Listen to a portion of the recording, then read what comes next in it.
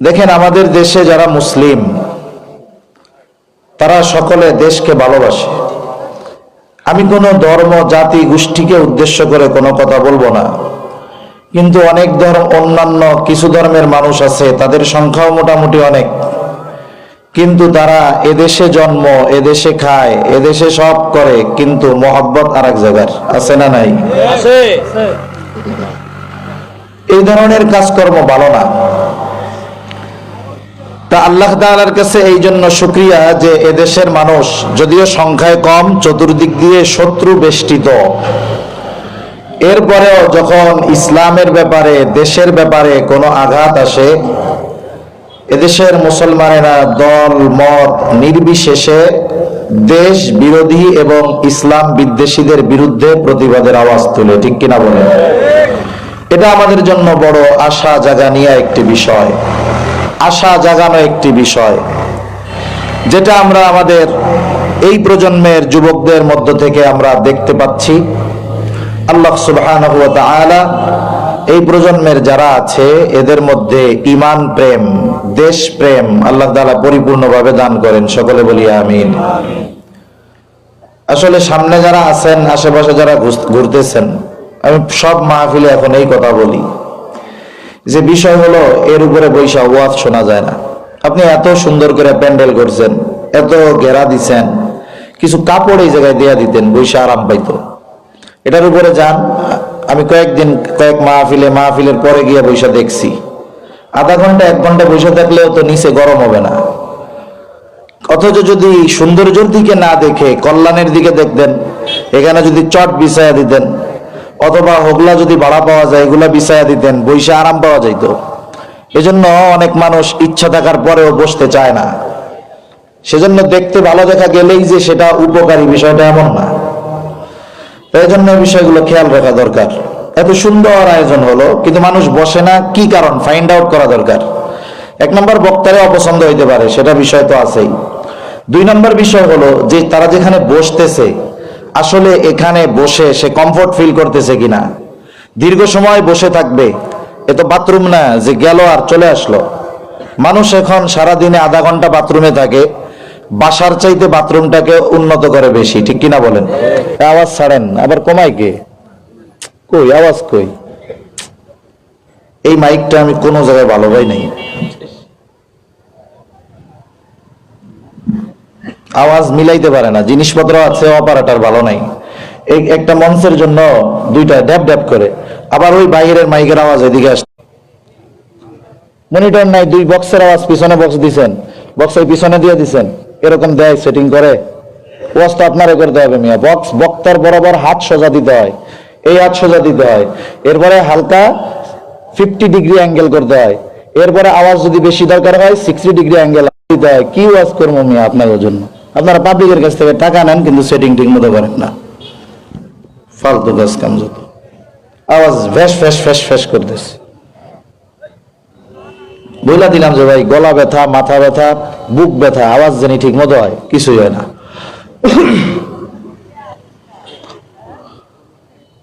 আমি আপনাদের খেদমতে পবিত্র কোরআনুল কারীমের যে আয়াতের অংশ তিলাওয়াত করেছি, আল্লাহ তাআলা ওই আয়াতের মধ্যে মূলত রাসূল আকরাম সাল্লাল্লাহু আলাইহি ওয়াসাল্লামকে তার উম্মতদের ওয়াজ করার নির্দেশ দিয়েছেন। আল্লাহ তাআলা বলেন, ওয়াযাক্কির ফাইন্নায যিকরা তানফাউল মুমিনিন। আল্লাহ রাব্বুল আলামিন বলেন, আপনি বারবার উপদেশ দেন, ওয়াজ করেন, নসিহত করেন। কেন ওয়াজ করবেন? কেন? আল্লাহ তাআলাই নিজে বলেন, আহসানাল কসাস, সবচেয়ে সুন্দর ঘটনা। আল্লাহ তাআলা এভাবে বান্দাদেরকে কোরআনুল কারীমের মধ্যে ওয়াজ করেছেন, উপদেশ দিয়েছেন। সাথে সাথে নবীজি সাল্লাল্লাহু আলাইহি ওয়াসাল্লামকে আল্লাহ তাআলা তার উম্মতদেরকে ওয়াজ করার উপদেশ দিয়েছে। নবীজি সাল্লাল্লাহু আলাইহি ওয়াসাল্লাম ওয়াজ করেছেন। নবীজি তার সাহাবায়ে কেরামকে যখনই সুযোগ পাইতেন তখনই ওয়াজ করতেন। যখন মসজিদে নামাজ শেষ, সাহাবায়ে কেরাম আছে, নবীজি ওয়াজ করতেন। সফরে চলতে এসেছেন, সাথে সাহাবায়ে কেরাম, নবীজি ওয়াজ করতেন।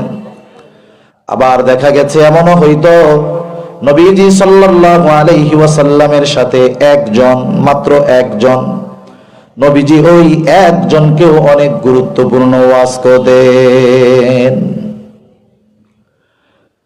যে হাদিসখানা আপনাদের খেদমতে পাঠ করেছি, রাসূলুল্লাহ সাল্লাল্লাহু আলাইহি ওয়াসাল্লাম এই হাদিসের মধ্যে, এই হাদিসটা একজন সাহাবীর কাছে বর্ণনা করছেন, কিন্তু হাদিসটা এত গুরুত্বপূর্ণ হাদিস যে এই হাদিসের মধ্যে বান্দার হক এবং মানুষের হকের কথা চলে আসছে ছোট্ট একটা হাদিসের মধ্যে। রাসূলুল্লাহ সাল্লাল্লাহু আলাইহি ওয়াসাল্লামের সাথে হযরত আবু যর রাদিয়াল্লাহু তাআলা আনহু ছিলেন। আবু যর রাদিয়াল্লাহু তাআলা আনহু থেকে বর্ণিত হাদিস। গরম পানি হলে ভালো, পানিটা ঠান্ডা হয়ে গেছে।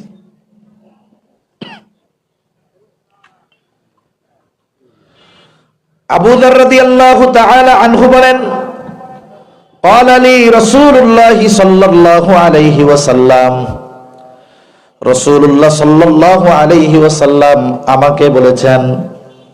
কি বলছে? বলে, ইয়া আবু যর, হে আবু যর, ইত্তাকিল্লাহা হাইথুমা কুনতা, হে আবু যর, তুমি যেখানেই থাকো না কেন আল্লাহ তাআলাকে ভয় করবা। হযরত আবু যর রাদিয়াল্লাহু তাআলা আনহুকে নবীজি বলতেছেন, হে আবু যর, যেখানেই থাকো না কেন ভয় করবা কাকে? আল্লাহ তাআলাকে। আল্লাহ তাআলাকে সর্বহালতে ভয় করবা। স্বাভাবিক ভয় মানুষ মানুষকে দুই কারণে করে। কয় কারণে? দুই কারণে। কষ্ট হইতেছে না তো আপনাদের? আমি হল অসুস্থ। বাস্তবতা কি, যদি না আসতাম আয়োজক বকা খাইতো, আমিও কিছু বকা খাইতাম। যখন 3টা বাজে তখনও আমার জ্বরে আমি বেহুশের মতো, গাড়ির মধ্যে এসে পুরো বেহুশের মতো শুয়ে আছি, খুব কষ্ট হইতেছে। এরপরেও শুধুমাত্র ওয়াদা রক্ষার্থে আসা। আবার মাইগলা ভাই, তুমি কিন্তু কষ্ট পাও না, ঠিক আছে না? কষ্ট পাও না, জিনিস সুন্দর আছে, সেটিং ফিটিং আর একটু শিখলে ঠিক হয়ে যাবে ইনশাআল্লাহ। আল্লাহ ভাইয়ের ব্যবসায় বরকত দিক, সকলে বলি আমিন। তাহলে আল্লাহ রাব্বুল আলামিন কোরআনুল কারীমে তাকে ভয় করার কথা বলছে। আবার নবীজি সাল্লাল্লাহু আলাইহি ওয়াসাল্লাম তাকওয়ার কথা সব সময় বলতেন। নবীজির এমন কোনো খুতবা নাই, এমন কোনো ওয়াজ নাই যেই ওয়াজের শুরুতে নবীজি সাল্লাল্লাহু আলাইহি ওয়াসাল্লাম সাহাবায়ে কেরামকে তাকওয়ার কথা না বলতেন, এমন কোন খুতবা ওয়াজ নবীজির নাই। আবু যর রাদিয়াল্লাহু তাআলা আনহুকে নবীজি স্পেশাল ভাবে বলতেছে, হে আবু যর, তুমি যেখানেই থাকো না কেন আল্লাহ তাআলাকে ভয় করবা। ভয় মানুষকে মানুষ দুই কারণে করে। কয় কারণে? এক কারণ হলো লোকটা যদি সবচাইতে খারাপ হয়, মন্দ হয়, সন্ত্রাসী হয়, ডাকাতি হয়, তাকে মানুষ ভয় করে। 2 নাম্বার কারণ, খারাপির কারণে ভয় করে না, বরং সম্মানিত ব্যক্তি হওয়ার কারণে ভয় করে। মনে করেন একজন উচ্ছৃঙ্খল ছেলে এলাকার সবচাইতে বড় আলেমের সামনে উচ্ছৃঙ্খলতা করবে না, সিগারেট হাতে থাকলে সে ফালায়া দিবে। আর একজন বলে, ফালায়া দাও কেন? বলে, ওই তো বড় হুজুর আসতেছে। বড় হুজুর যদিও খারাপ মানুষ না, ভালো মানুষ, কিন্তু তার আজমত, তার সম্মান, তার মর্যাদার দিকে খেয়াল করে মানুষ তাকে ভয় করে। তাহলে প্রথম শ্রেণীর ভয় যেটা, এর মধ্যে থাকে মানুষের প্রতি খারাপ ধারণা, এর মধ্যে থাকে ঘৃণা। আর দ্বিতীয় শ্রেণীর ভয় যেটা, এর মধ্যে থাকে মহব্বত, আজমত, এর মধ্যে থাকে সম্মান। তাহলে আল্লাহ তাআলাকে বান্দা যে ভয় করবে, এই ভয়টা কোন কারণে করবে? বলে, আল্লাহ তাআলার আজমত, আল্লাহ তাআলার শান, মান, মর্যাদা, এই দিকে খেয়াল করে বান্দা আল্লাহ তাআলাকে ভয় করবে। যেমন একজন বুজুর্গ বড় আলেমকে দেখা সে পাপ করতে ভয় পায়, কেন? বলে মোহাব্বত করার কারণে, তার আজমত, তার সম্মানের কারণে। অনুরূপ ভাবে আল্লাহ তাআলাকে ওই ধরনের ভয় করবে যে তার আজমতের দিকে খেয়াল রাখা আল্লাহ তাআলা যে বিষয়গুলো নিষেধ করেছেন সেগুলো থেকে সে বেঁচে থাকবে। এজন্য তাকওয়ার একটা অর্থ ভয়, আর একটা অর্থ বিরত থাকা, বেঁচে থাকা।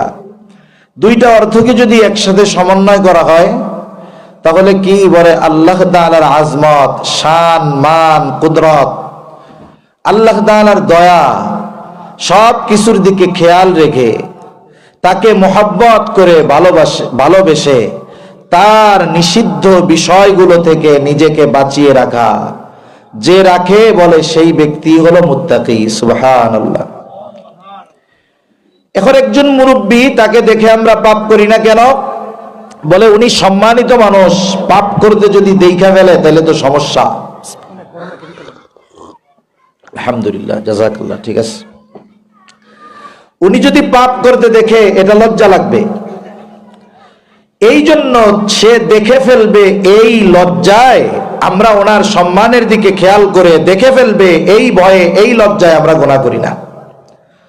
অথচ লজ্জা করার ক্ষেত্রে সবচাইতে বেশি লজ্জা করা দরকার কাকে? জোরে বলেন না, কাকে? আল্লাহ তাআলাকে। আল্লাহ রাব্বুল আলামিনকে সবচাইতে বেশি লজ্জা করার দরকার। কারণ দুনিয়ার মানুষ আমাকে আপনাকে দেখবে, আত্মীয় স্বজন দেখবে, বন্ধু বান্ধব দেখবে, মা বাবা দেখবে, ভাই দেখবে, তাদের দেখার কিছু নির্দিষ্ট এরিয়া আছে। তারা সামনে দেখবে তো পেছনে দেখবে না, আলোতে দেখবে তো আধারে দেখবে না, কাছে দেখবে তো দূরে দেখবে না, সামনে দেখলে তো ডানেও দেখবে না, বামেও দেখবে না। কিন্তু আল্লাহ তাআলা বলেন, তো পৃথিবীর এমন কোন জায়গা আছে নাকি যেই জায়গায় গিয়ে যদি আমরা পাপাচার অনাচারে লিপ্ত হই, ওই জায়গায় গিয়ে পাপ করলে, গুনাহ করলে আল্লাহ তাআলা দেখবে না? এমন কোন জায়গা এই সৃষ্টি জগতের কোথাও কি আছে? আল্লাহ রাব্বুল আলামিন সব জায়গায় দেখেন, সব কিছুর খবর আল্লাহ তাআলা রাখেন। আল্লাহ তাআলা শুধুমাত্র আমাদের অঙ্গের বাহিরের বিষয়গুলো দেখেন এমনটা নয়, অন্তরের ভিতরে কি আছে আল্লাহ তাও দেখে। মিন হাবলিল ওয়ারিদ। আল্লাহ রাব্বুল আলামিন বলেন, আমি মানুষ সৃষ্টি করেছি, ওয়ালাকাদ খালাকনাল ইনসান ওয়া না'লামু মা তুওয়াসওয়িসু বিহি নাফসু। আমি জানি কোন জিনিস তার অন্তরের মধ্যে ওয়াসওয়াসা দেয়। ওয়াসওয়াসার উৎপত্তি স্থল হলো অন্তর। পৃথিবীতে অনেক আধুনিক মেশিনারি আবিষ্কৃত হয়ে গেছে, চিকিৎসা বিজ্ঞান এত উন্নতি সাধন করেছে, কোন ব্যক্তি যদি অসুস্থ হওয়ার আগে তার শারীরিক গুরুত্বপূর্ণ অর্গানগুলোর অবস্থা জানতে চায়। স্বাভাবিকভাবে মানুষ জটিল জটিল যেই সমস্ত রোগাক্রান্ত হয়, এর মধ্যে বলে হার্টের সমস্যা, আর একটা কি বলে কিডনির সমস্যা, আর একটা কি বলে ব্রেনের সমস্যা। এখন উনি চিন্তা করলেন, আমি তো এখনো অসুস্থ হই নাই, তবে এইগুলার অবস্থা কি একটু জানার দরকার। বলে ওনাকে মেশিনের মধ্যে ঢুকায় দেওয়া হবে, আর রিপোর্ট বের হয়ে আসবে যে আপনার কিডনি 75% ভালো আছে, ব্রেন 85% ভালো আছে, হার্ট 70% ভালো আছে। তার মানে প্রযুক্তিকে ব্যবহার করে একটা অর্গান পরিপূর্ণ অসুস্থ হওয়ার আগে তার খবরটা জেনে আবার সেটার চিকিৎসা ব্যবস্থাও করা যায়। চিকিৎসা বিজ্ঞান এর চাইতে আরো উন্নত এখন। কিন্তু বলেন তো, আমাকে আপনাকে যদি কোনো মেশিনের মধ্যে ভরে দেওয়া হয়, কোন মেশিন আছে যে যেখানে ভরে দিলে আমার আপনার অন্তরে কি ওয়াসওয়াসা দেয়, কে ওয়াসওয়াসা দেয়, এগুলো বের হয়ে আসবে? এরকম কোন মেশিন এই দুনিয়ায় আছে? না, এই দুনিয়ায় নাই। অথচ আল্লাহ তাআলা বলেন, ওয়া না'লামু মা তুওয়াসওয়িসু বিহি নাফসু। আমি জানি কোন জিনিস তোমার অন্তরের মধ্যে ওয়াসওয়াসা দেয়।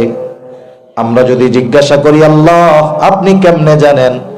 আল্লাহ তাআলা বলেন, ওয়া নাহনু আকরাবু ইলাইহি মিন হাবলিল ওয়ারিদ।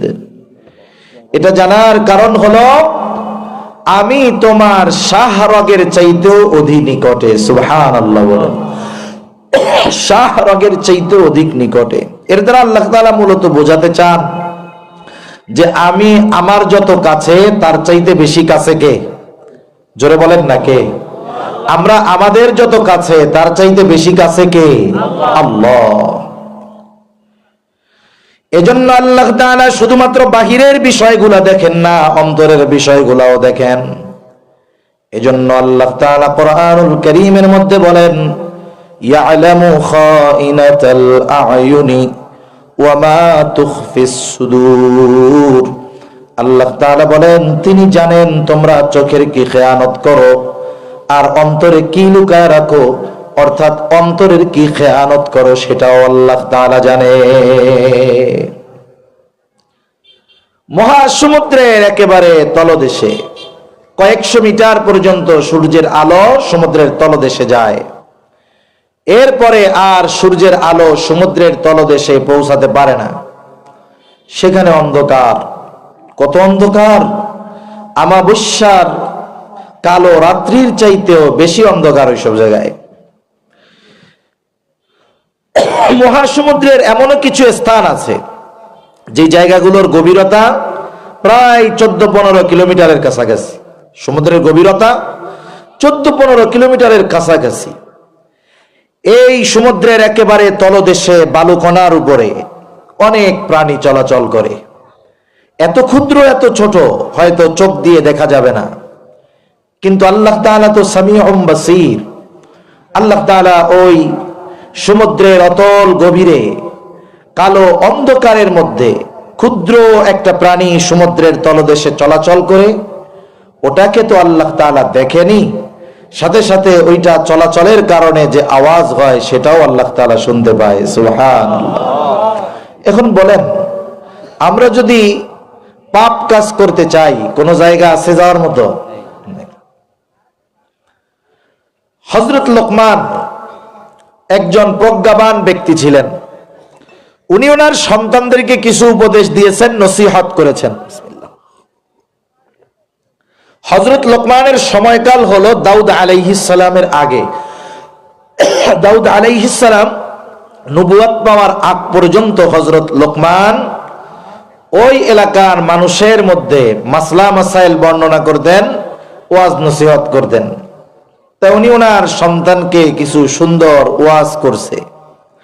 ওয়াজগুলো আল্লাহ তাআলার কাছেও খুব পছন্দনীয় হয়েছে। ওয়াজগুলো আল্লাহ তাআলা লোকমান আলাইহিস সালামের পরে কোন নবীকে আল্লাহ তাআলা এই ওয়াজগুলো করেন নাই। দাউদ আলাইহিস সালামকেও করেন নাই, সুলাইমান আলাইহিস সালামকেও করেন নাই, মুসা আলাইহিস সালামের উপরে তাওরাত নাজিল হয়েছে ওইখানেও করেন নাই, ঈসা আলাইহিস সালামের উপরে ইনজিল ওখানেও করেন নাই। আল্লাহ তাআলা উম্মতে মুহাম্মাদির জন্য লোকমান আলাইহিস সালামের সন্তানকে করা নসিহতগুলোকে সংরক্ষণ করেছেন এবং এই উম্মতের শিক্ষার জন্য, সন্তান গড়ার জন্য কোরআনুল কারীমে হযরত লোকমানের উপদেশগুলোকে আল্লাহ তাআলা নাজিল করেছেন। সুবহানাল্লাহ।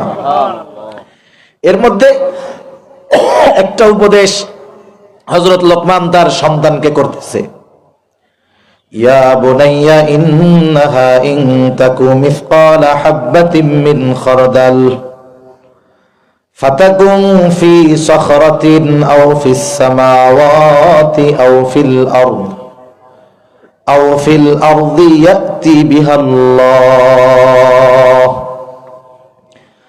হযরত লোকমান তার সন্তানকে বলে, ইয়া বুনাইয়া ইন্নাহা ইন তাকু মিসকালা হাববাতিন মিন খারদাল, হে আমার বৎস, তোমার আমলটা, সেই আমলটা ভালো আমল হোক আর মন্দ আমল হোক, কাজটা ভালো হোক চাই মন্দ হোক, ইন্নাহা ইন তাকু মিসকালা হাববাতিন মিন খারদাল, যেই আমলটা তুমি করেছো যেটা পরিমাণে সরিষা দানার মতো, এই সরিষা দানা পরিমাণ আমলটা ভালো হোক চাই মন্দ হোক, আর এই আমলটা তুমি যেখানেই করো না কেন, ফাতাকুম ফি সখরা, যদি করো তুমি পাথরের মধ্যে, আও ফিস সামাওয়াত, আসমানেও যদি করো, আও ফিল আরদ, জমিনের মধ্যেও যদি ওই সরিষা দানা পরিমাণ আমলটা করো, আমল যত ক্ষুদ্র হোক না কেন, যেখানেই করা হোক না কেন,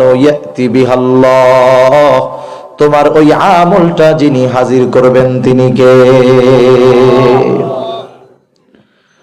হযরত আনাস রাদিয়াল্লাহু তাআলা আনহু থেকে বর্ণিত হাদিস, নবীজি সাল্লাল্লাহু আলাইহি ওয়াসাল্লাম বলেন, যখন কেউ কোনো আমল করে, যদি সে ওই আমলটা এমন কোন পাথরের মধ্যে করে, বলে কেমন পাথর? বলে যেই পাথরে ঢোকারও কোনো দরজা নাই, বাহির হওয়ারও কোনো দরজা নেই। এখন মনে করেন বড় একটা পাথর, এই পাথরের মধ্যে যদি ঢোকার দরজাই না থাকে, ওইখানে গিয়ে আমল করবে কেমনে? দরজাই নাই। নবীজি বোঝাতে চাচ্ছেন যে ওটাও যদি সম্ভব হয়, আর ওই পাথরের মধ্যে গিয়ে যদি কোনো আমল করা হয়, যত ক্ষুদ্র হোক না কেন, ওই আমলটা কিয়ামতের দিন হাজির করবেন কে? শুধু তাই না, একটা আমল করছে আল্লাহ তাআলা ওইটাকে তো হাজির করবে, সাথে সাথে আমল করনে ওয়ালা কেও আল্লাহ তাআলা হাজির করবে। সুবহানাল্লাহ, হাজির তো করবে, আবার আমলের আলোকে তার বিচার আচারও হবে। আল্লাহ তাআলা বলেন, وَنَضَعُ الْمَوَازِينَ الْقِسْطَ لِيَوْمِ الْقِيَامَةِ فَلَا تُظْلَمُ نَفْسٌ شَيْئًا وَإِنْ كَانَ مِثْقَالَ حَبَّةٍ مِّنْ خَرْدَلٍ أَتَيْنَا بِهَا وَكَفَى بِنَا حَاسِبِينَ। আল্লাহ রাব্বুল আলামিন বলেন, আমি কিয়ামতের দিন ন্যায় বিচারের আদালত কায়েম করব, এমন বিচারালয়, ফালা তুযলামু নাফসুন শাইআ, বিচার করা হবে না। আল্লাহ তাআলা বলেন, ওয়া ইন কানা মিসকালা হাববাতিন মিন খারদালিন আতাইনা বিহা, কেউ যদি সরিষা দানা পরিমাণ কোনো আমল করে, ওই আমল সহকারে আমল করনেওয়ালা কেউ হাজির করা হবে। শুধু হাজির করা হবে তা নয়, আল্লাহ তাআলা বলেন হিসাবও নেওয়া হবে। এত মানুষের হিসাব আল্লাহ তাআলা কেমনে নেবেন? অনেক কথার সংক্ষিপ্ত জবাব আল্লাহ তাআলা বলেন, কাফা বিনা হাসিবিন, হিসাব নেওয়ার জন্য আমি যথেষ্ট। তাহলে বলেন দেখি, পৃথিবীর কোথাও সরিষা দানা পরিমাণ কোন গুনার কাজ করে বেঁচে যাওয়ার বা ওই আমল ধ্বংস হয়ে গেছে আর ধরা পড়বো না, এই চিন্তা করার কোনো সুযোগ আছে? এই চিন্তাধারা আমাদের মধ্যে নাই, যার কারণে আমাদের চারিত্রিক উন্নতি সাধিত হচ্ছে না। যদি হতো তাহলে আমরা পাপাচারে লিপ্ত হইতাম না। আল্লাহ সুবহানাহু ওয়া তাআলা নিজে তো সব কিছুই দেখেন, সাক্ষী হিসাবে আল্লাহ একাই যথেষ্ট। কাফা বিল্লাহি শাহিদা, আল্লাহ তাআলা তো সাক্ষী হিসাবে যথেষ্ট। এরপরেও আরো অনেকে আমাদের কর্মের ব্যাপারে খবর রাখে। যেমন আল্লাহ তাআলা আমাদের প্রত্যেকের দুই কাঁধে দুইজন ফেরেশতা নিযুক্ত করে দিয়েছেন। সম্মানিত লেখক দ্বয়, এনারা কি করে? আল্লাহ তাআলা বলেন, কিরামান কাতিবিনা ইয়ালামুনা মা তাফআলুন, সম্মানিত লেখক দ্বয় জানে তোমরা কি আমল করো। শুধু জানে তা নয়, এরা আমাদের কর্মের ব্যাপারে সাক্ষী হয়, সাথে সাথে আমাদের কর্মগুলো লিখিত আকারে সংরক্ষণ করে থাকে। আবার আরো একজন ফেরেশতা আছে, বলে তার কাজ কি? বলে আমাদের কথাগুলোকে রেকর্ড করে। আল্লাহ তাআলা বলেন, মা ইয়ালফিযু মিন কাওলিন ইল্লা লাদাইহি রাকীবুন আতীদ, সদা সতর্ক, সদা তৎপর একজন ফেরেশতা। মানুষ জবান থেকে যাই বলে সাথে সাথে ওইটারে কি করে? রেকর্ড করে ফেলে। আমরা যে কথাগুলো বলি, আধুনিক বিজ্ঞান বলে কথাগুলো ধ্বংস হয়ে যায় না, নিঃশেষ হয়ে যায় না, কথাগুলো সব বাতাসে আছে। এবং গবেষকরা গবেষণা করতেছে যে এই কথাগুলো যেহেতু বাতাসে আছে, বাতাসের মধ্য থেকে অতীতের বড় বড় মনীষীদের যেই ভয়েস, টোন, কথা, এগুলোকে ফাইন্ড আউট করার, বের করার চেষ্টা প্রচেষ্টা তারা চালিয়ে যাচ্ছে। হয়তো সফল হতেও পারে আল্লাহ চাইলে।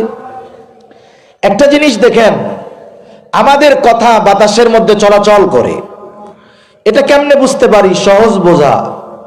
আপনার আত্মীয় স্বজন আছে আমেরিকাতে, সৌদি আরবে, ইউরোপের কোন কান্ট্রিতে। আমেরিকা 15,500 কিলোমিটার দূরে আপনার আত্মীয়। আপনি তার সাথে একটু কথা বলতে চান, তাকে একটু দেখতে চান, কি করেন? বলে দুইজনেই নেট কানেকশনে আছে। আপনি তাকে অডিও কল বা ভিডিও কল দিয়ে দিলেন। বলেন তো, আপনার এই কণ্ঠ, আপনার এই চেহারা আমেরিকা পৌঁছাইতে কয়দিন লাগবে? 1 সেকেন্ড পৌঁছায় গেছে। বলেন তো, আপনি যেই টোনে কথা বলেছেন ওই আওয়াজটাই কি ওইখানে গেছে না অন্য কারো গেছে? হুবহু ওই আওয়াজটাই গিয়েছে, তার নাই কিচ্ছু নাই, অনেক সময় লাগে নাই। নেটওয়ার্কিং সিস্টেম বাতাসকে ব্যবহার করে সেকেন্ডের ভিতরে 15,000 কিলোমিটার দূরে হুবহু আমার আপনার কথা, ছবি একজনের থেকে আরেকজনের কাছে পৌঁছে দেওয়ার এই বুদ্ধি, জ্ঞান মানুষকে যিনি দান করেছেন তিনি কে? আল্লাহ। আরো জোরে বলেন না কে? আল্লাহ। আচ্ছা, অনেকে আছে যারা নেটে অনেক কাজ করে। ইন্টারনেটের ভালো মন্দ দুই দিকই আছে। অনেকে এর মাধ্যমে বিশ্বকে জানে, অনেকের কাজই থাকে এটা কেন্দ্রিক। এখন কোন মানুষের যদি কোনো তথ্যের প্রয়োজন হয়, এই পৃথিবীর যেই ভাষার মানুষ সে হোক না কেন, মনে করেন আমাদের দেশে সাধারণত বাংলায় আমরা লিখি, কিন্তু পার্শ্ববর্তী দেশ, তাদের দেশে অনেকগুলো ভাষা প্রচলিত আছে। এখন যত ভাষাভাষী মানুষ থাকুক না কেন, সে যদি চায় যে কোনো বিষয়ের তথ্য তাকে ইন্টারনেট থেকে নিতে হবে, গুগল থেকে নিতে হবে, তাহলে সে কি করে? গুগলের মধ্যে ঢুকে যেই জিনিসটা সে চায় ওই জিনিসটার একটা শব্দ লেখার জন্য সে প্রস্তুতি নেয়। শব্দটা পরিপূর্ণ লেখার আগে একটা দুইটা অক্ষর যখন লেখে, নেট কানেকশন বা নেট স্পিড যদি ভালো হয়, একের পর এক নিচে তাকে ডিরেকশন দেওয়া হয় যে তুমি কি এটা চাও, এটা চাও। আপনি ওইখান থেকে যেটা চাচ্ছেন ওটাতে ক্লিক করলেন, একটা তথ্য বা লেখা। বলেন তো, গুগলে কি 1 কোটি তথ্য আছে? কথা বুঝেন নাই মনে হয়। হাজার কোটি কোটি কোটি কোটি তথ্য আছে, বিলিয়ন মিলিয়ন ট্রিলিয়ন ট্রিলিয়ন তথ্য আছে। আপনি আমি যখন একটা তথ্য বের করার জন্য ক্লিক করি, আধা ঘন্টাও লাগে না। নেট স্পিড ভালো হলে 1 মিনিটের মধ্যে বিশাল তথ্য আমার আপনার সামনে হাজির হয়ে যায়, ঠিক কিনা বলেন? আপনি জানতে চেয়েছেন মাছ নিয়ে, আপনি জানতে চেয়েছেন দোয়েল পাখি নিয়ে, যা জানতে চান তাই চলে আসবে। এই যে অগণিত তথ্য ভান্ডারের মধ্য থেকে আপনার চাহিদা মোতাবেক নির্দিষ্ট তথ্য আপনার কাছে পৌঁছে দেওয়ার ব্যবস্থা, মুহূর্তের ভিতরে চলে আসার ব্যবস্থা যেই ইঞ্জিনিয়াররা করেছেন, এই ইঞ্জিনিয়ারদের এই বুদ্ধি যিনি দিয়েছেন তিনি কে? আল্লাহ। আরো জোরে বলেন না কে? আল্লাহ। সে আল্লাহ যদি বলে যে বাতাস, তোমার গোটা আকাশে যত কথা ছড়িয়ে আছে তার মধ্য থেকে অমুকের কথাগুলো আমারে আলাদা করে দাও, এটা কি আল্লাহর জন্য শুধু সহজ না অতি সহজ? অতি অতি সহজ। এজন্য আল্লাহ রাব্বুল আলামিন আমাকে আপনাকে দেখেন সাথে সাথে কর্মগুলো সংরক্ষণের ব্যবস্থা করেছেন, কথাগুলোও সংরক্ষণের ব্যবস্থা করেছেন। আপনাদের কাছে খবর যদি আসে বিশ্বস্ত সূত্রে যে কাপাসিয়া থানা থেকে এই খবরটা পাওয়া গেল, তোমাকে কিন্তু গোয়েন্দা নজরদারিতে রাখা হয়েছে। খবর যদি বিশ্বস্ত সূত্রে আসে কি করবে? বলে জীবনের গতিপথ পাল্টায় ফেলবে। ফোনে কোনো কথা উল্টাপাল্টা বলবে না, কোনো আড্ডার মধ্যে গিয়া বসবে না যে কোন সময় ধরা পড়ে যায় আর আমাকে কোন মুসিবতে ফালায় দেওয়া হয়, আমাকে যদি দেখে ফেলে তাহলে কোন বিপদে পড়ে যাই। চিন্তা করেন, সামান্য গোয়েন্দা নজরদারিতে আমাদের কত ভয়, কত ভীতি, যার কারণে লাইফ স্টাইল চেঞ্জ হয়ে যায়। কিন্তু আল্লাহ তাআলা সব সময় দেখে। এই 3 ফেরেশতা আমার আপনার সাথে সব সময় থাকে, অথচ এদের দেখা, এদের লেখা আল্লাহর দেখাকে আমি আপনি ভয় পাই না। এটা আমাদের জন্য বড় দুঃখের বিষয়, বড় কষ্টের বিষয়। এজন্য আমাকে আপনাকে যদি বাস্তবে ভালো মানুষে পরিণত হতে হয়, তাহলে অবশ্যই আমাকে আপনাকে এই চিন্তা রাখতে হবে, আমার সব কিছু সর্বমুহূর্তে নজরদারিতে রাখার ব্যবস্থা করে রেখেছেন আল্লাহ। এই চিন্তা আমাদের মধ্যে থাকতে হবে। এটা বিহীন একটা মানুষ পাপাচার অনাচার থেকে বেঁচে থাকতে পারে না। এটা বিহীন একটা মানুষ তার নিজের মধ্যে পরিবর্তন আনতে পারে না। এজন্য কোরআনুল কারীমে আল্লাহ তাআলা বারবার তাকওয়ার কথা বলেছেন। নবীজি সাল্লাল্লাহু আলাইহি ওয়াসাল্লাম যখন খুতবা শুরু করতেন বারবার তাকওয়ার কথা বলতেন। তার মানে ওই যে আজমত সমৃদ্ধ এই ভয় করে আল্লাহর নিষিদ্ধ বিষয়গুলো থেকে বেঁচে থাকো, এটার নাম হলো তাকওয়া। আর যে তাকওয়া অর্জন করতে পারে, তাহলে তার জন্য দুনিয়া আখিরাতের সফলতার দ্বার উন্মোচন করে দেন কে? একটা দুইটা বিষয় করে আমরা জানবো, বেশি বিষয় না। এখন প্রশ্ন হলো, নবীজিও তাকওয়া অর্জন করতে বলেন, আল্লাহ তাআলাও তাকওয়া অর্জন করতে বলেন, তাহলে তাকওয়া অর্জনের প্রসেসটা কি, পদ্ধতিটা কি? কোন আলোকে সামনে চললে তাহলে এই আদেশ বাস্তবায়নের পথ তুমি পেয়ে যাবে?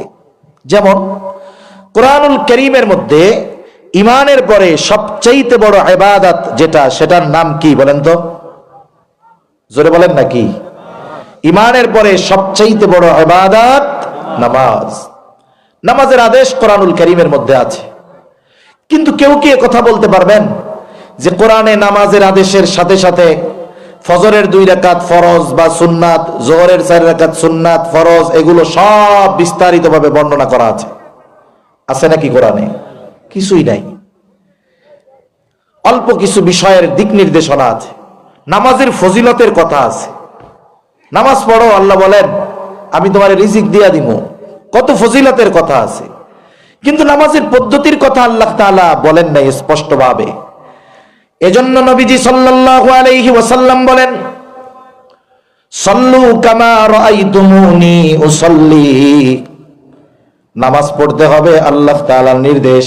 কেমনে পড়ব? নবীজি জানায় দেন, সাল্লু কামা রাআইতুমুনি উসাল্লি, আমাকে যেভাবে নামাজ পড়তে দেখো সেভাবে নামাজ পড়ো। তাহলে নামাজের আদেশ দিয়েছেন আল্লাহ, কিন্তু এই আদেশের প্র্যাকটিক্যাল প্রয়োগ শিখিয়ে দিয়েছেন মুহাম্মাদুর রাসূলুল্লাহ সাল্লাল্লাহু আলাইহি ওয়াসাল্লাম। মনে করেন আরেকটা উদাহরণ দেই, যেমন আল্লাহ তাআলা কোরআনে আদেশ দিয়েছেন ওয়ারকাউ মা'আর রাকিঈন, রুকুকারীদের সাথে রুকু করো। নামাজের যতগুলো ফরজ আছে তার মধ্যে একটি ফরজ হলো রুকু করা। রুকু শব্দের শাব্দিক অর্থের দিকে যদি আপনি তাকাই, তাহলে অর্থটা আসবে ঝোঁকা। এখন ঝোঁকার মাত্রা কতটুকু হবে, কতটুকু ঝুঁকতে হবে, কিভাবে দাঁড়াতে হবে, কোরআনুল কারীমে বিস্তারিত আলোচনা নাই। এখন যদি কেউ নবীর হাদিসকে বাদ দিয়ে, নবীর সুন্নাহকে বাদ দিয়ে, সে যদি নিজের মতো নামাজের মধ্যে রুকু করার কথা আসছে সোজা হয়ে দাঁড়ায় শুধু মাথাটারে ঝুঁকায়, বলেন তো তার রুকু হবে নাকি? রুকু হবে না।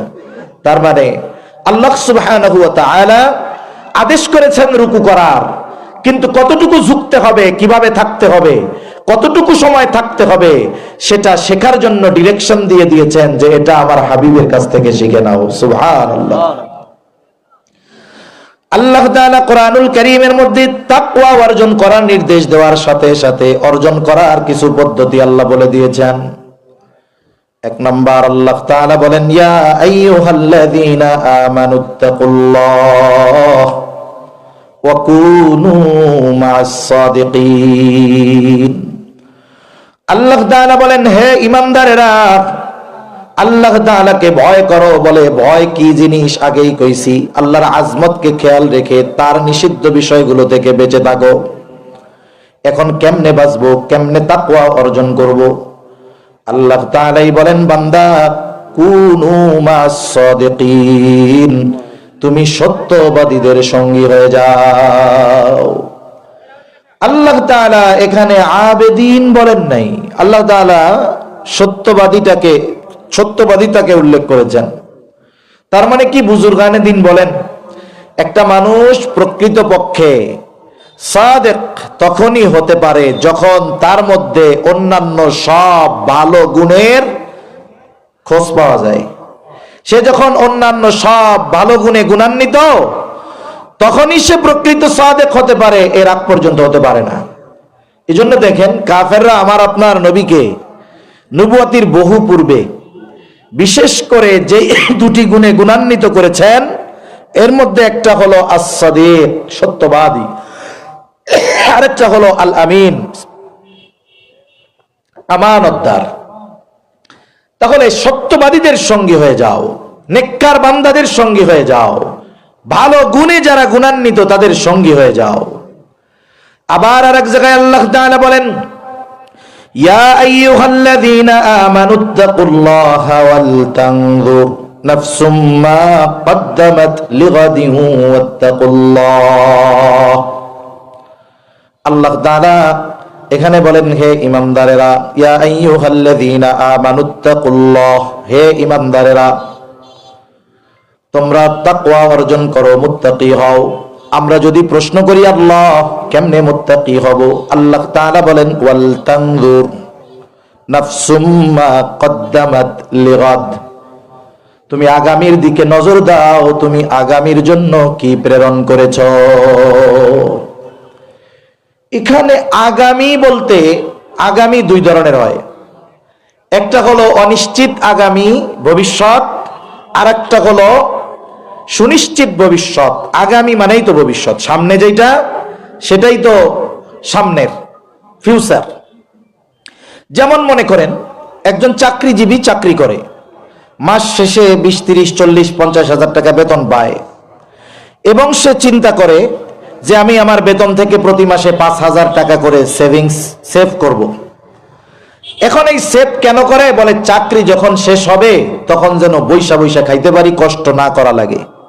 সরকারি চাকরি যারা করে যথাযথভাবে যদি দায়িত্ব পালন করে, চাকরি শেষ, 62 বছর বয়স, লোকটা শারীরিকভাবে দুর্বল, 40 বছর 30 বছর সে তার মেধা শক্তি পরিশ্রম সব ব্যয় করছে সরকারের আদেশ মতো, এই লোকটা 62 বছর বয়সে গিয়া নতুন করে আবার কি কাজ ধরবে? এজন্য গভর্নমেন্ট কেমন যেন তারে বলে, তুমি চিন্তা করো না, চাকরি যখন ছাড়বা 1 বস্তা টাকা দিয়া তোমার বাড়ি বানামো, তুমি বইয়া বইয়া খাইবা, তোমার টেনশন নাই। ও আলাদা করে আরো কিছু জমায় যেন বুড়াকালে আরো ভালোভাবে চলতে পারি। বলেন তো, এই যে বুড়াকালে বসে বসে খাবে এই চিন্তায় সরকারও জমায়, উনিও জমায়, এর কি নিশ্চয়তা আছে বুড়াকালে এই সম্পদ উনি ভোগ করতে পারবে? এটা কি ভবিষ্যৎ? অনিশ্চিত ভবিষ্যৎ। আর আমরা সবচাইতে চিন্তিত থাকি অনিশ্চিত ভবিষ্যতের ব্যাপারে, যেটার কোনো বিশ্বাস নাই। অথচ আল্লাহ তাআলা আমাদেরকে যেই আগামী যেই ভবিষ্যতের দিকে খেয়াল করতে বলতেছেন, সেটা হলো সুনিশ্চিত ভবিষ্যৎ, যে ওই জায়গায় ভালো থাকার জন্য তুমি কি পাঠাইছো, এই চিন্তা আমাদের করা দরকার। এজন্য বুজুর্গানে দিন একটা শব্দ বলেন মুহাসাবা, হিসাব করা, হিসাব। এই হিসাব টাকা পয়সার হিসাব না, এই হিসাব হলো নিজের সাথে নিজের একটা হিসাব। যেমন আপনাদের আশেপাশে অনেক বড় বড় বাজার আছে, বড় বাজারের বড় ব্যবসায়ী যিনি, একদিনে হঠাৎ করে বড় ব্যবসায়ী হন নাই। অনেক ব্যবসায়ী আছে 2, 3, 5 হাজার টাকার পুঁজি নিয়ে ব্যবসা শুরু করেছে। ব্যবসায়িক সততা সাথে সাথে ব্যবসার নিয়ম কানুন যথাযথভাবে পালন করে আল্লাহ তাআলার রহমতে ওই 3,000 টাকার মালিক এখন 3,000 কোটি টাকার মালিক। অনেকে আছে আশেপাশ থেকে সুদের লোনও নেন নাই, অনেকে আছে। এই যে বড় বাজারের বড় দোকানদার, তাদের একটা রুলস থাকে, দোকান বা বাজার বন্ধ হয় 10টায়, উনি শাটার নামায়া দিছেন 9টার সময় বা 9:30টায়। এবার উনি দোকানে ভিতরে বসে কি করেন? আধা ঘন্টা সারাদিনের হিসাব ক্লোজ করেন। সাধারণত 3টা হিসাব করা হয়। একটা কি বলে, আজকে সারাদিনে বেচলাম কত, 2 নাম্বার বাকি গেল কত, আর একটা হিসাব করে মাল রাখলাম কয় টাকার। এই বিক্রয় এটার উপরে নির্ভর করে যে যেই ব্যবসা করে এবার একটা সামারি বের করে যে আজকে আমার 1 লাখ সেল, আমার লাভ হইছে 25% হিসাবে 25,000। 1 লাখে লাভ কত আছে? একটু কথা বলেন না। 25,000। এখন উনি বাকির খাতার দিকে তাকিয়ে দেখে আজকে আমার বাকি গেছে 25,000। বলেন তো আজকের লাভ কি তার কাছে আছে? জোরে বলেন আছে? আচ্ছা, তাহলে আজকের লাভ তার পকেটে নাই, আর এদেশের মানুষ বাকি নিয়ে যে কি করে এটা অনেক দোকানদার জানে। এখন উনি কি করবেন? বের হওয়ার সময় কর্মচারীদেরকে বলেন, এই শোনো, আজকে 1 লাখ টাকা সেল হইছে, কিন্তু 25,000 টাকাই বাকি, তার মানে আমার লাভের টাকা পুরোটাই মানুষের পকেটে। এখন শোনো, কালকে থেকে আমার আব্বা আসলেও 1 টাকা বাকি দিবে না, প্রয়োজনে বিক্রি 50,000 হবে নগদ, লাভ যা পকেটে থাকবে। কথা বুঝেন নাই? এখন সারা দিনের এক হিসাব করার পরে সে আগামী দিনের জন্য কি সিদ্ধান্তে উপনীত হয়েছে? যে আগামী দিন আমি আর বাকি দিব না, আমার সেল 25,000 কম হোক, এই 75,000-এ যেই লাভটা আসবে সেটা তো আমার পকেটে থাকবে, কিন্তু সেল বেশি হয়েছে, বাকি যাওয়ার কারণে লাভ তো আর আমার কাছে নাই, বরং আজকে আমি যা খরচ করছি মূলধন থেকে। আর টাকা হলো এমন, যতক্ষণ যার পকেটে বলে ততক্ষণ সেই মালিক। একজন দোকানদার যদি যথাযথভাবে তার ব্যবসার হিসাব করে, তাহলে সে আগামী দিনের ব্যবসা কেমন হবে এটাকে সামনে রেখে এক সময় সে সফল ব্যবসায়ীতে পরিণত হয়। জীবনের মুহাসাবাটা যদি এমন হয়ে যায়, রাতে যখন বিছানায় শুভ 10টা মিনিট সময় নেন, মাত্র 10 মিনিট। রাতের বেলা এমন একটা জিনিস, মানুষ যখন বিছানায় শুয়ে যায় ওই সময়টাতে সে তার ব্রেনকে যেই দিকে ডাইভার্ট করবে, ব্রেন ওই ধরনের কাজের দিকেই আগ্রহী হবে। আপনি যদি মোবাইলটা হাতে নিয়ে বিছানায় শুতে যান, শুরু করবেন কারি আব্দুল বাসেতের তিলাওয়াত দিয়া, আর যখন আপনার চোখে ঘুম ঘুম চলে আসবে দেখবেন সিনেমা চলতেছে। কারণ আস্তে আস্তে শয়তান ডাইভার্ট করে অন্যদিকে নিয়ে যাবে।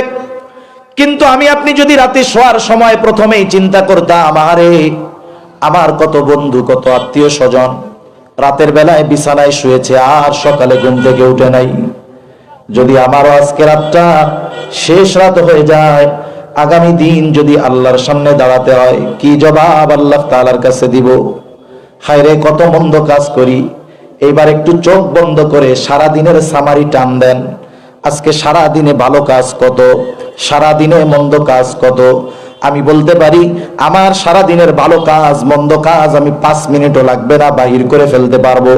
এবার একটু হিসাব নিকাশ করেন, আজকে সারা দিনের ভালো কাজ বেশি নাকি মন্দ কাজ বেশি? যদি ভালো কাজ বেশি হয় তো আলহামদুলিল্লাহ, আর মন্দ কাজ যদি বেশি হয় ওই সময় একটা চিন্তা আমার আপনার ব্রেনের মধ্যে আসবে, না আল্লাহর কাছে ক্ষমা চাই, আগামী দিন থেকে আর মন্দ কাজ করব না।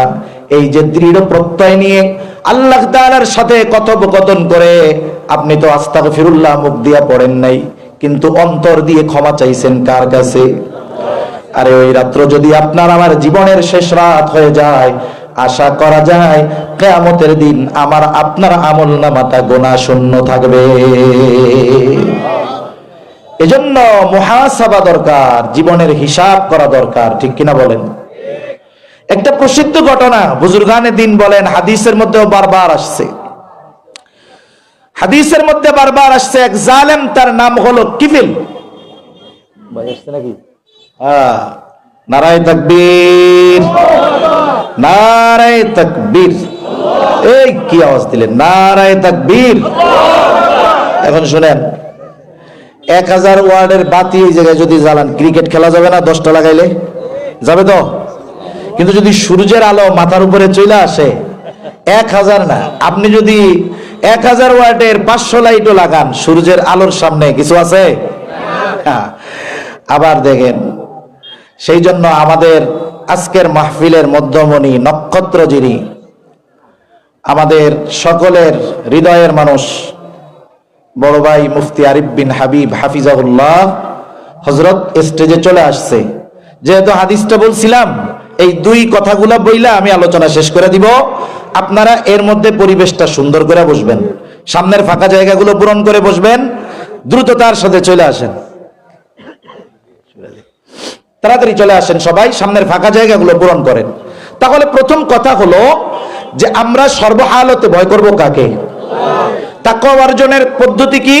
কোরআন থেকে 2টা পদ্ধতি নিলাম। একটা হলো ভালো মানুষের সাথে সম্পর্ক করব সব জায়গায়, এটা কর্মস্থলে হোক, প্রতিষ্ঠানে হোক, শিক্ষা প্রতিষ্ঠানে হোক, সফরে হোক। আমি চিন্তা করব একটা জিনিস, দেখেন মানুষের একটা লেভেল আছে, মনে করেন আমার লেভেল এইখানে, আমি ভালো এতটুকু, আমি যদি আমার চাইতে ভালো মানুষটা যে আরো উঁচু ভালো তার সাথে মিশি, তাহলে আমার লেভেল আপ হবে। আমি যতটুকু ভালো তার চেয়ে যদি খারাপের সাথে মিশি, তাহলে আমার ভালোর লেভেল নিচু হবে। এই উসুল সামনে রেখে আপনি সঙ্গী নির্বাচন করবেন, তাহলে দেখবেন জীবনে অনেক উপকার হবে। 2 নাম্বার যেটা, মুহাসাবা, টাকা পয়সার হিসাব খালি করব না, আমার জীবনের হিসাবটাও করব। রাত্রে 5টা মিনিট সময় আমরা আমাদের দৈনন্দিন সারাদিনের কর্মের হিসাব করবো, তো ইনশাআল্লাহ জীবনের গতিপথ পাল্টা যাবে ইনশাআল্লাহ। এরপরে নবীজি বলতেছেন, ওয়াতবিউস সাইয়্যাতাল হাসানাতা তামহুহা, মন্দ কাজ যদি হয়ে যায় ভালো কাজ করবা। কেন? বলে ভালো কাজ মন্দ কাজকে মিটায়া দেয়। সুবহানাল্লাহ। এজন্য আমরা মানুষ, মন্দ কাজ হইতে পারে, সাথে সাথে ওই মন্দ কাজটার বিপরীতে ভালো কাজ আছে। অন্ধকারের বিপরীতে আলো আছে, সাদার বিপরীতে কালো আছে, মন্দের বিপরীতে ভালো আছে। আল্লাহ তাআলাও বলেন, ইন্নাল হাসানাতি ইউযহিবুনাস সাইয়্যাত। এজন্য মন্দ কাজ হতেই পারে, শয়তান ধোঁকা দিতেই পারে, ইস্তেকামতের উপরে থাকবো না যে মন্দ কাজটা কইরাই যাই, আমরা বরং এর বিপরীতে ভালো কাজ করব, আল্লাহ তাহলে আমাদের মন্দ কাজগুলো মিটায়া দিবে। 3 নাম্বার, ওয়া খালিকিন নাসা বিখুলুকিন হাসানিন, মানুষের সাথে সদাচরণ করব। এর দ্বারা বুজুর্গানে দিন বলেন, ব্যাপক অর্থবোধক একটি কথা, যে যত মানুষের যত ধরনের হক আছে সব ধরনের হকগুলো আদায় করব। নবীজির এই গুরুত্বপূর্ণ নসিহত মাখা হাদিস থেকে যতটুকু আমরা মুযাকারা করলাম, আল্লাহ তাআলা আমাদের স্মরণ রেখে আমল করার তৌফিক দান করেন, আমিন।